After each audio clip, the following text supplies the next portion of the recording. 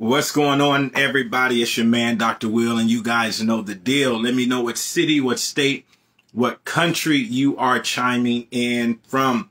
Even if you're watching this on the replay, let me know what city, what state, what country you are chiming in from. I'm here in the beautiful city of Phoenix, Arizona, where God vacations. So wherever you are in the world, let me know what city, what state, what country you are chiming in from. Welcome to Sunday Business School, where we talk all things business. So let's get it in. As you guys are coming in, let me know what city, what state, what country you are chiming in from. I tell you guys all the time, I just get fascinated to know that literally we can connect from all around the world. And I love connecting from all around the world and getting to know where you're from, where you're chiming in from. So as you guys are coming in, let me know what city, what state, what country you are chiming in from. I want to talk to you about scaling your business, and what are 3 things that you need to do to scale your business. If you're a business owner, if you're an entrepreneur tuning in today, I'm going to give you some insight about how do you take your business to the next level. And if you are an entrepreneur, if you are a business owner, that should be your primary objective, is to growing your business and ensuring that your business is profitable. That's why we get into business. I know we want to serve. I know that we have a product that we want to get out into the marketplace, but the underlying reason for being in business and being an entrepreneur is for profit. Like, if that's not your mindset, then you're probably not going to be in business a long time. And so even though we want to serve, and even though we want to help our clients and our customers, if we're not making a profit, we're not going to be in business a long time. I talk to thousands of entrepreneurs, and one of the main reasons they tell me that they get into entrepreneurship in business is that they want to build wealth. They want to build legacy wealth. But one of the things is that they don't focus on that. They don't focus. And so if you're really going to build legacy wealth, if you're really going to build a strong operating company, you have to focus on revenue. So we're going to talk this Sunday about 3 things you need to focus on to scale your business. I remember years ago, I was talking to a mentor of mine, and he asked me a question. He says, "Will, what do you want your business to do for you?" And this is a question that I've adopted in every entrepreneur that I work with, every business owner that I work with. I ask them this same question. What do you want your business to do for you? Now, we know what you want the business to do for others, right? You want to serve others. You want to help others. You want to support others. But what do you want your business to do for you? What do you want your business to do for you? And when Bernie asked me that, I didn't really have an answer for him. And so he began to give me some examples. He says, do you want your business to create a lifestyle for you? Do you want your business to help you generate generational wealth?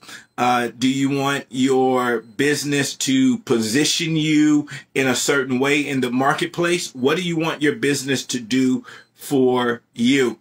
And ever since he asked me that question over a decade ago, it helped transition my mindset in terms of how I think about my businesses and how I think about my operations. And so that's a question I want you to answer. What do you want your business to do for you? So in the chat, I want you to think about it. If you are an entrepreneur, if you're a business, what do you want your business to do for you?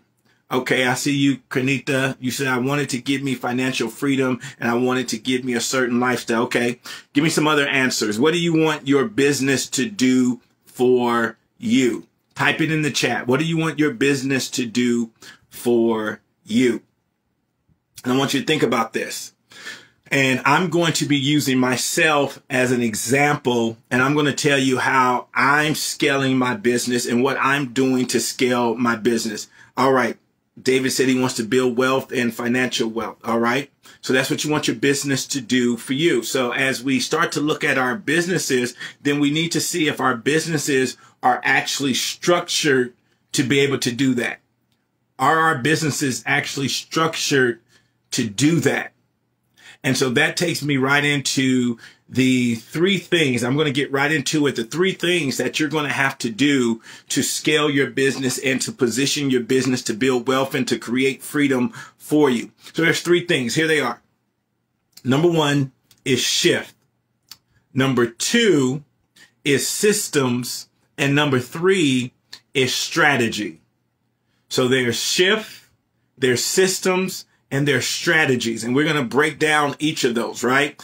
Shift, systems, and strategies. So when we talk about shift, if you're going to build a business that supports your lifestyle, that helps you create a lifestyle that you love, I call it a genius business. So I wanted my business to be a genius business. And genius is an acronym that we use inside of our coaching, and it stands for, excuse me, and it stands for, it's an acronym GENIUS,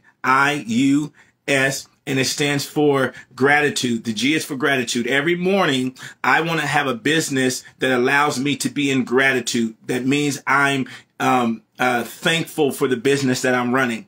The E stands for energizing. I want to make sure that my business is energizing me, that is not depleting me, that is not making me feel drained. Then I want to make sure that my business is net profiting, that we're earning a profit. I want my business to be innovative. I want it to be innovative. I want it to be fun. I want it to be at the top of the game, right? Then I want it to be unique, meaning that it's uniquely designed for me. So that means your company, your endeavors are going to be uniquely designed for you. So I build companies that are uniquely designed for me. And then the S is systemized. You want a business that's systemized because that's where you're going to get that freedom from. So when we're talking about this, there has to be a shift in your mindset. When I was working with Bernie and he was mentoring me, my mindset had to shift on how I thought about business and how I use business. Bernie taught me how to use my business to create the lifestyle that I wanted. So he taught me that your business should support your lifestyle. So what he helped me to do is really hunker down and say, okay, Will, what type of lifestyle do you want? What type of lifestyle do you want? Where do you want to live? What type of cars do you want to drive? How do you want to vacation? How do you want to use your time on a day-to-day basis? And once you figure that out, then you create the business that supports that lifestyle. What happens to a lot of business owners is they start building a business. It ends up being a prison, and then they try to fit in their lifestyle, and it never works. It never works. So you want from the onset to figure out what type of lifestyle do you want, and then you want to create a business that supports that lifestyle. So that's going to be a huge, for many of us, that's going to be a huge mental shift. Another mental shift is if you're really going to build a business that's going to support your lifestyle, you got to get out of the mindset of hustling. You got to get out of the mindset of hustling and grinding. You got to get out of the mindset of hustling and grinding. You're never going to build a lifestyle that you enjoy and a lifestyle that you love if you're always hustling and you're always grinding. If you just look at the word grind, by dictionary, if you look at the word grind, it means to wear out.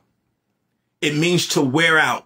That's what the word grind means. It means to wear out. It means to wear down. If you search the word dictionary in the word grind in the dictionary, it's not a positive word. It is not a positive word, right? And so everybody who's on the grind, this is why they end up burning out, because that word actually means to wear out. It means to wear out. So your mindset has to shift. It has to shift from I'm hustling, right? I know there's a lot of popular songs about that. 50 Cent told you to get rich or die trying. Well, that's not what you want to do. That's not the lifestyle that you want. You don't literally want to die because of your efforts of trying to become wealthy. As a matter of fact, the Bible tells us don't even labor to be rich. Don't even labor to be rich. What the Bible says. It doesn't say don't be rich. It says don't labor to be rich. The word labor means to put in strenuous effort. And that's going to take us into those other two S's that we're going to talk about in a few minutes. But I just want you to start thinking. So if you're a business owner and you're an entrepreneur, you definitely can hustle your way and grind your way to your first 6 figures, right? You can even hustle your way and grind your way to that first million. But here's the thing. It's not going to be sustainable. It's not going to be sustainable. Your work-life harmony is not going to be there. So that's when you start seeing a lot of people get a divorce. That's when you start seeing a lot of people have heart attacks. You start seeing a lot of people get sick because they're literally grinding their body down. They're grinding their body down. They're tearing their body down. So the first thing you're going to have to do is shift about the way you think. One of the things I tell my clients all the time, I'm doing this video right now. This video is a leverage tool. This video is a leverage tool. So I wanted to get to and convey this message to thousands of people. So this message is on my Facebook. It's going to go to my YouTube and it's going to reach thousands of people. Now, I could try to do that in a one-on-one format and talk to each of you one-on-one and give you this message of you need to shift, you need to have systems, you need to have strategies. I could do that one-on-one, but for me to talk to 1,000 people one-on-one at the minimum an hour, that would be 1,000 hours. That would wear me out. That would grind me down. So I'm using this leverage of social media. I'm using the leverage tool of Facebook, the leverage tool of YouTube to get my message out. It's a leveraging tool, right? It's a leveraging tool. So your mindset has to start to think, okay, everything that I need to do, how can I do it a lot easier? Everything that I need to do, how can I do it a lot easier? So I wanted to get my message out. How can I get that message out a lot easier? That's why I write books, because it allows me to get my message out a lot easier. So for me as a speaker,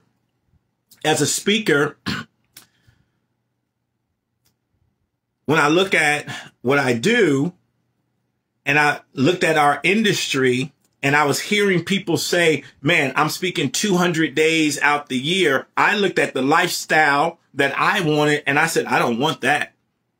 I don't want that. I don't want to be on the road 100, 200 days out the year. I don't want to be living in hotels 100 days out the year, 200 days out the year. So I'm totally fine with reaching my audience and reaching people through social media. I'm totally fine with that. And then that decreases the amount of time that I have to speak live.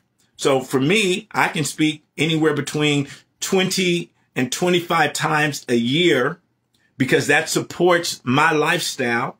That supports how much travel I want to do, right? So I've created a business, a speaking business that supports my lifestyle. That supports my lifestyle. I hope this is making sense. If this is making sense to you guys, give me some emojis. Let me know this is making sense. So the first thing you got to do is shift. First thing you got to do is shift your mindset about how you're going to run your business, right? That's the first thing you got to do. Second thing that we want to start doing is looking at the systems that we have in place. What are the systems that we have in place? So when I'm working with my clients, we have this framework inside of our company and we call it the SOLVE formula. We call it the SOLVE formula.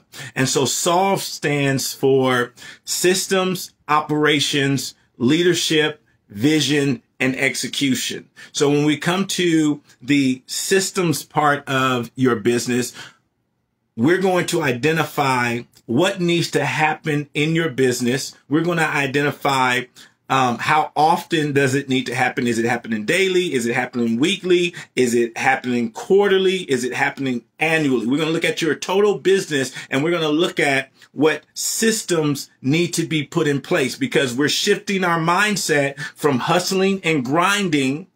We're shifting our mindset from hustling and grinding, and we're going to now put it on systems. We're going to put it on systems, and you get to see the most successful businesses. Notice this. Look at McDonald's and look at Walmart, and we look at those companies and we may say McDonald's doesn't have the best hamburger. They don't have the best food per se. They don't even have the best workers per se, but McDonald's has one of the best systems. This is why a franchisee can leave his store and leave it in the hands of a 25-year-old that's working with 16-year-olds, not because they have confidence in that 25-year-old or those 16-year-olds. They have confidence in the system. The system. You put the fries down, and then it beeps after 7 minutes. You're not leaving it to that 16-year-old to kind of see, oh, has it been in here long enough? Do I need to pull it out? No, the system says after 7 minutes, pull it out. So if that 16-year-old, can you hear and follow directions? I don't need you to be brilliant. I don't need you to be a genius. Can you follow directions? Right? Can you follow directions? So boom, here's the patty. This is what the patty needs to look like. Put the bun on the paper, put some mayo, put our special sauce on it, put the bun on it, put a tomato, put a pickle, put the cheese on it, put the other bun. That's a system.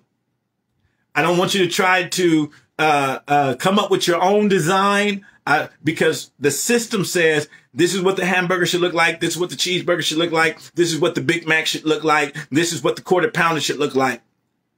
And that system is going to create, right? It's going to create consistency in your business. So in your business, you should be thinking about, is every client, is every customer getting the same level of service, right? It shouldn't be predicated on if I'm feeling energized today, if I'm feeling motivated today, if someone's going to get good service or not get good service, right?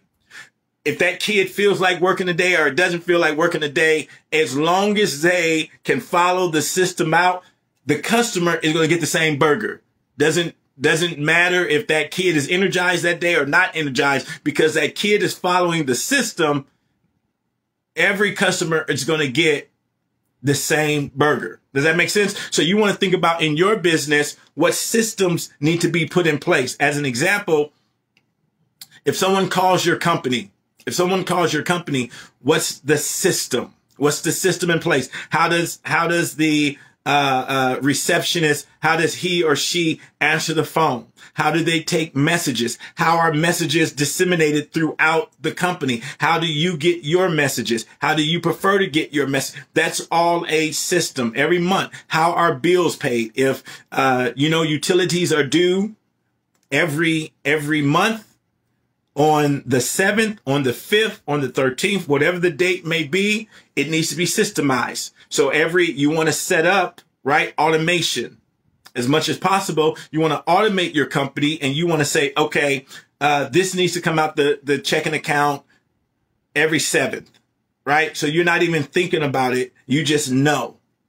You just know that, boom, this is coming out on the 3rd. This is coming out on the 1st. This is coming out, whatever. You want it to be systemized. You want it to be systemized, right?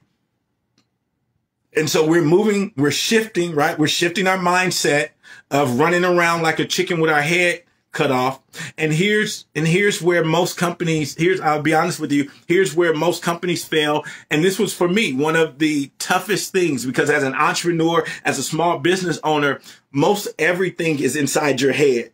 You've been doing everything by yourself for a long time. You've been doing everything by yourself for a long time. What do we say? We're wearing 100 hats. We're running 100 hats. But if you're going to scale your business, you got to learn how to systemize. When I was in the military, they taught us about SOPs, standard operating procedures. So every building that you walked in, It had standard operating procedures, meaning anybody could walk into that office, pull out that binder, right? Pull out this binder. You see this? Business is right here. Pull out this binder, open up this binder, and this binder will let you know everything that we do. When you walk in the morning, turn on the lights. When you turn on the lights, go turn on the printer. When you turn on the printer, go turn on the computers. When you turn on the computers, blah, blah, blah, blah. It systemized everything. It systemized everything for you. Right? So that's in your company is what you're going to have to do. And it's one of the hardest things. When I started increasing our team, one of the things that I had to do was put everything on paper, everything that was in my head, everything that was in my head. Why? If I didn't do this, I was going to create a bottleneck in the company, meaning all the employees were going to have to keep coming to me. Hey, Will, how do we do this? Hey, Will, how do you want this done? Hey, Will, what should I do when this person calls? Hey, Will, what do I say? They're asking about this. They're asking, instead of this fee, would you take this fee?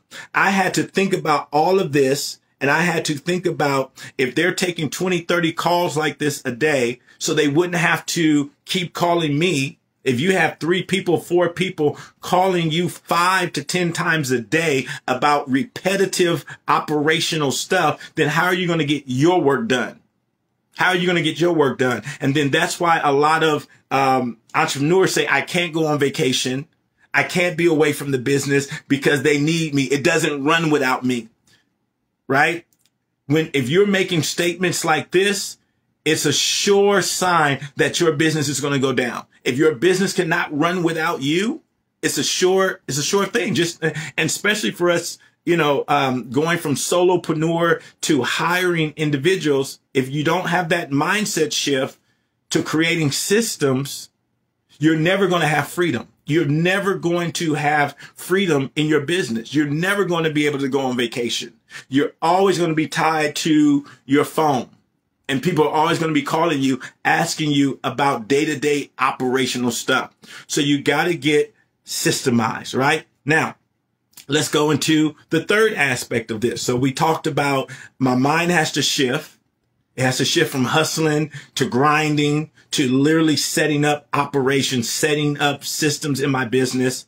And then to scale, you got to have a strategy. You got to have a strategy. So let me explain this. So for those of you who don't know, I have a consultant company. Not only am I a professional speaker, and not only do I have the Speakers Academy, I also have a consultant company. So let me talk to you a little bit about how the consultant company runs and some of the things that I've done to scale our company. So right now we're in the midst of going from a $10 million company to going to a $100 million company. I'm going to share what has to happen and what that looks like in place, right? And so one of the first things that I did was I started studying models. I started studying models of businesses that were similar to ours. So ours is a training company, Moreland Training and Associates. We do DEI training. We do leadership development training. We do employee training. We do civility training. So we're a training company. So I started looking at different models of other companies when I started thinking about strategies that I could use to grow my business. So I started looking at Ken Blanchard. Ken Blanchard is a leadership company headed by Dr. Ken Blanchard. Research him if you don't know who he is. I started looking at his company. I started looking at Zig Ziglar and his company, what his company were doing. They are a sales training and personal development company. My good buddy Tom Ziglar is now running the company since his father passed away. They're doing an outstanding job. I looked at John Maxwell and what John Maxwell was doing with his Maxwell company. I looked at Franklin Covey, and I looked at their company. And so I got a mental picture of what it would look like to operate at that level. Those companies are operating, I think, the last research that I did, Ken Blanchard, his company is doing anywhere between 60 and $80 million a year. John Maxwell is doing anywhere between 70 and 90 million. Franklin Covey is somewhere between 80 million. Another company I looked at was the Tony Robbins company. They do a lot of personal development, leadership training. So I looked at their companies because I wanted to see what strategies they were using to build their business. And so from there, I started looking, and I actually I used to work with Ken Blanchard a lot. He mentored me, and he took me behind the scenes of, actually it's his brother that runs his operations. And so I had an opportunity to work with David and him taking me behind the scenes and showing me how they run their company. And so because I was able to really visualize and see how they run their company, I was able to come back and take that wisdom and implement it into our company. So you want to have a strategy of how you're going to scale your business. Literally, it's a model. What model are you going to use? So for me, I always teach my clients, what are your competitive advantages? You want to look at what competitive advantages do you have in the marketplace? What competitive advantages do you have in the marketplace? So for me, in my business, I'm a veteran. Right. So that was one of the advantages that I had going into the marketplace, that my business is a veteran owned company. That was one of the advantages that I had. So when I looked at Franklin Covey, when I looked at Zig Ziglar, when I looked at Ken Blanchard companies, one of the advantages that I had over them, that I was a veteran owned company.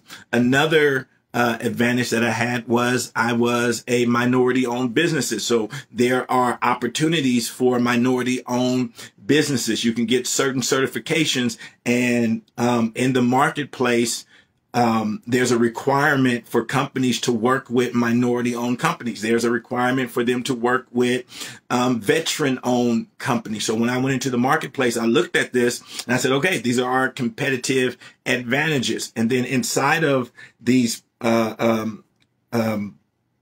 certifications, you can get into government programs. So there's government programs that you can get into where they help you lead gen and they help you get contracts. So the strategy that we used was we were going to go through government contracts. And so we're using government contracts to scale our business.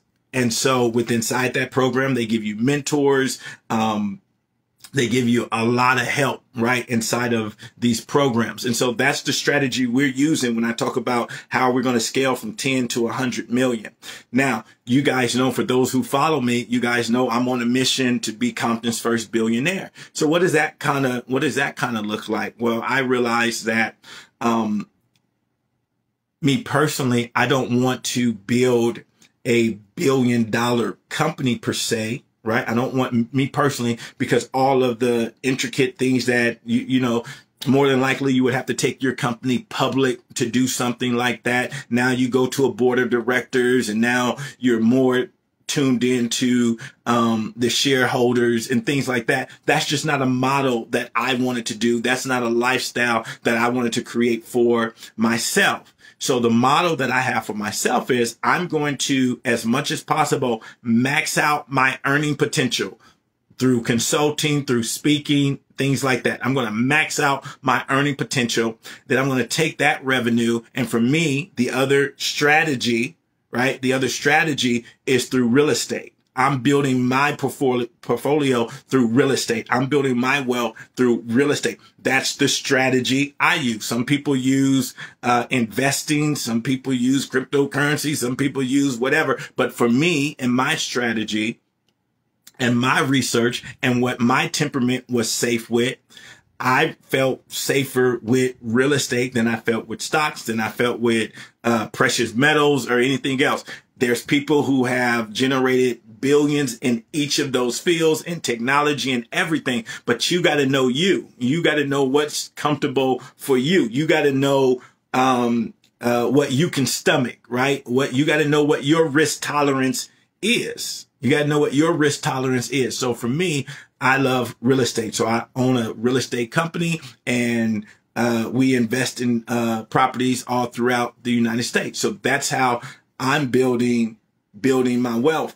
And so let me tell you guys this as I begin to close. We're living in one of the most advantageous times ever known to mankind. And one of the things that I see, is that, especially, and I'll say this for our community, the Black American community, one of the things that has been our Achilles heel is that we don't adapt fast enough. We don't adapt fast enough. The terminology is like we're always a day late and a dollar short. A day late and a dollar short because we don't adapt. It takes us so long to adapt. It takes us so long to get into the flow of what's going on. And so right now we have, technology. We have social media where 30 years ago, not only, social media didn't exist 30 years ago, but what I'm doing would have been very, very difficult, right? It would have been very difficult, not impossible, but very difficult. And I know it's possible because I have a lot of people that I've looked up to that have done what I'm trying to do, and they did it in more adverse situations than me. So when I think about Earl Graves, when I think about Reginald F. Lewis, when I think about Bob Johnson, when I think about Herman J. Russell, when I think about these extraordinary Black entrepreneurs whose shoulders I stand on, when I think about what they did and the companies that they built in the condition that they had to do it, right? With the aggression that they had to do it. And they were still able to build $1 million companies. One of the shifts that you have to make is you have to be living in your time. A lot of people aren't living in their time. What do I mean by that? It's now the year 2023. You got to live in 2023. You can't be trapped by what was happening in the 60s and the 50s and the 40s. It doesn't mean you ignore what happened, but you can't be trapped by what happened. So when I look up to these giants in business, when I look up to the Kathy Hugheses, right, who's built one of the most powerful media companies out there, when I look at Byron Allen, when I look at Tyler Perry, when I look at,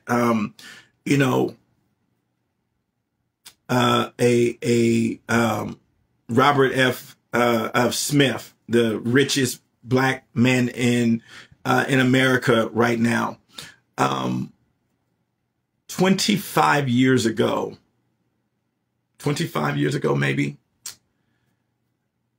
maybe 20 years ago, Bob Johnson became the first Black millionaire. There was one Black millionaire in the United States.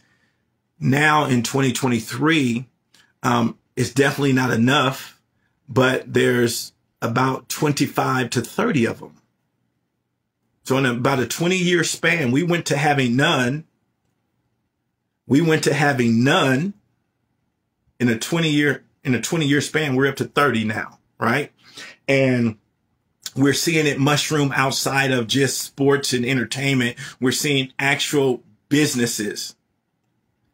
We're looking at actual business owners become billionaires. SOLVE stands for Systems, Operations, Leadership, Vision, and Execution. Let me explain that real quick. So when we look at this SOLVE formula that we use, when I go into companies, I'm looking at their systems, then I'm looking at their daily operations, then I'm looking at their leadership. So I first start with the CEO, I start with the executive team, and I see what type of leaders they are, right? Because if your company's going to grow, then you have to grow as a leader. And then I look at the vision of the leadership. Where's the company trying to go? What are you guys trying to do? And then I look at execution. How good are you at executing? Ideas are worthless without execution. So we go through, it's a whole framework that we take companies through, and we look at all of those. So SOLVE, solve. And so that's our niche. We help you solve your business problems. That's, and we use the SOLVE system. So I want us to catch up. I want us to catch up to where we are in 2023 and be able to use all the advantages that are open to us. Now, that doesn't mean everything is perfect. I know we still have some situations that we need to address, but I want us to be building and fighting at the same time, not just fighting and not building. I want us to fight the injustices, but I also want us to be building at the same time. I want us to be building at the same time. I don't want you to stop building so you can just concentrate on fighting, trying to fix stuff and trying to change people's mind.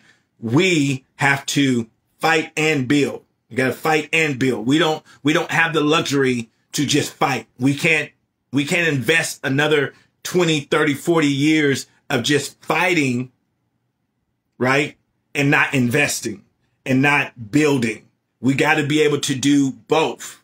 Right? We got to be, let me give you guys a prime example of, there's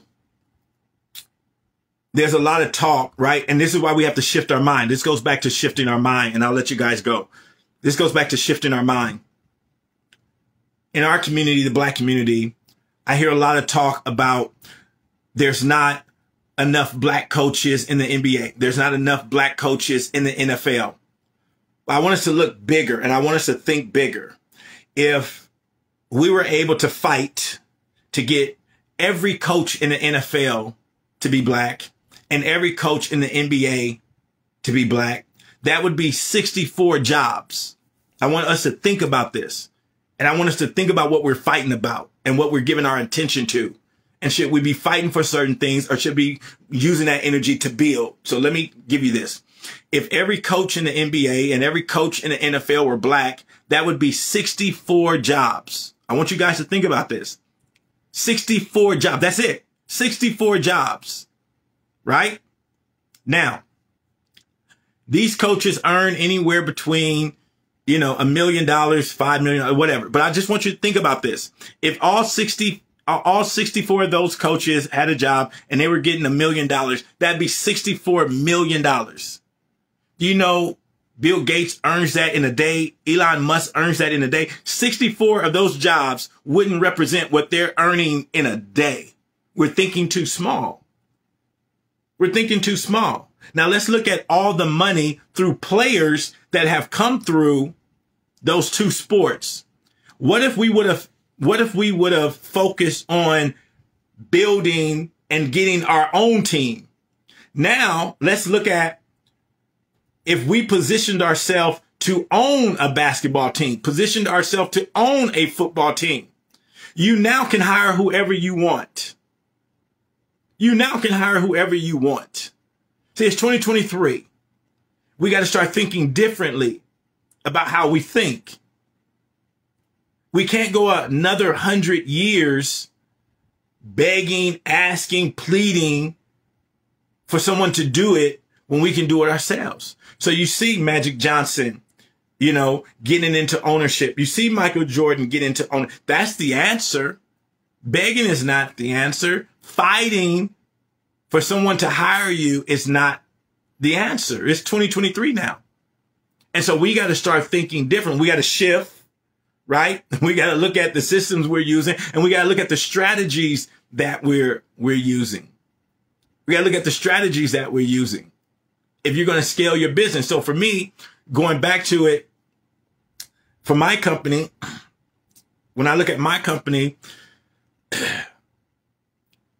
the road for me to success is extremely easier than it was for Bob Johnson, and it was for Earl Graves, and it was for Robert F. Lewis, and all these individuals, right? So I challenge myself with that all the time. Will, you're nowhere. The opposition, the obstacles that you have today are nowhere near what those ladies and gentlemen went through.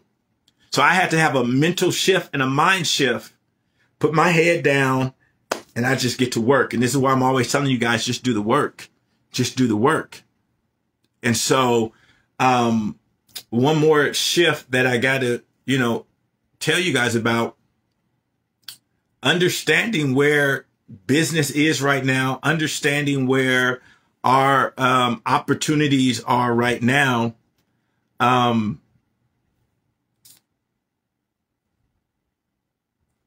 I show up here and I try to show up here frequently and just share information with you guys because I'll say this, information was always out there. Information was always, I'm not going to say it's not, information has always been out there. Information has probably not been where you usually look, right? So for years, 25 years now, I've been reading Wall Street Journal. I've been reading Success Magazine, Entrepreneur Magazine, Inc. Magazine, all these different types of magazine, books and all that kind of stuff. So the information has been there. It's been there. It may not have been where you're used to looking for it, right? But the information has always been there. So I've always been a researcher of information. But we're now living in a time where social media, Facebook, YouTube, Twitter, TikTok, all that kind of stuff, we can get information out there, right?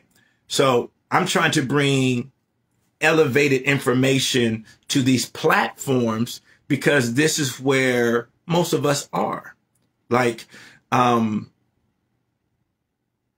on just a second.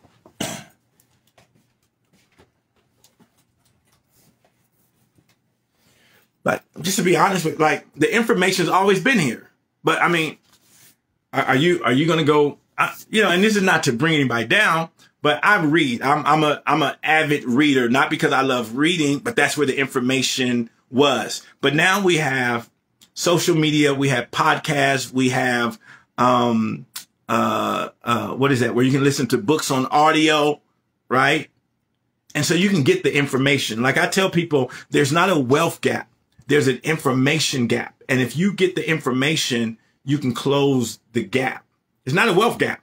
See, for there to be a wealth gap, we keep looking at these numbers. We keep, in our community, I just read the statistic. I don't know how many of you saw that statistic, that when it talked about income, Black Americans were at the lowest level at $35,000 a year, average income. And I think American Indians were at the top 100 and so $1,000. That's not a wealth gap. That's an information gap. See, in our community, the Black community, when we talk about high level jobs, what do we usually talk about? Do you want to be a doctor? Do you want to be a lawyer? Do you want to be an engineer? Usually that's usually where our conversation of high level jobs tap out. You want to be a doctor, you want to be a lawyer, you want to be an engineer. That's usually where it taps out. But when you look at the whole arena of the medical field, when you look at the medical field, you can be an anesthesiologist. They make $100K plus a year, right? You can be an X-ray tech. They make $100K a year. The problem is not the money, it's the information. See, we got to start telling our kids, throw in dentist, right? Those are the top 4, right? But when you talk about being a dentist, it's not just being a dentist. Like there's levels to that, right? In medical, it's not just being the doctor. There's so many more areas of medicine that you can get into. So if we're thinking that there's only 4 avenues and 4, right? How many different engineers are there? There are electrical engineers. There's all medical engineer. There's all types. There's not just one type of engineer. There's a multiplicity of engineers. There's a multiplicity of different types of medical professions that we can get into. When we talk about banking and we talk about finance, there's a multiplicity of areas and levels of financing we can get into. But if we keep telling each other there's just 4, be a doctor, a lawyer, a dentist, an engineer, and not go deep inside of those industries and say how many different jobs are inside those industries. That's the problem. It's information. It's information. So if we're saying that gap, the wealth gap is $130,000, $140,000, $170,000, well, what is that? What strategy would fix that? What strategy would fix that? You know what strategy would fix that? Home ownership. The strategy of home ownership would fix the gap because most wealth When we look at that number, that's where they're holding their wealth. They're holding it in their home. They're holding it in their residence. And so a strategy, like we had a civil rights movement, we need to have a home ownership movement. We need to have a home ownership movement. And if we had a home ownership movement over the next 10 years, if we had a home ownership movement, the gap is closed. The gap is closed. Right? If we had a financial literacy movement, where we learned about finances and we learned about credit, right? Just honestly, just check yourself, like just check ourselves. Before we go try to check anybody else, let's check ourselves. How many conversations are you having with your children about credit and the responsibility of credit and about what home ownership could do? Like if you're not targeting your kids to leave your house with at least a 700 credit score, right? A 700 credit score. If that's not on your radar, if that's not one of your strategies, that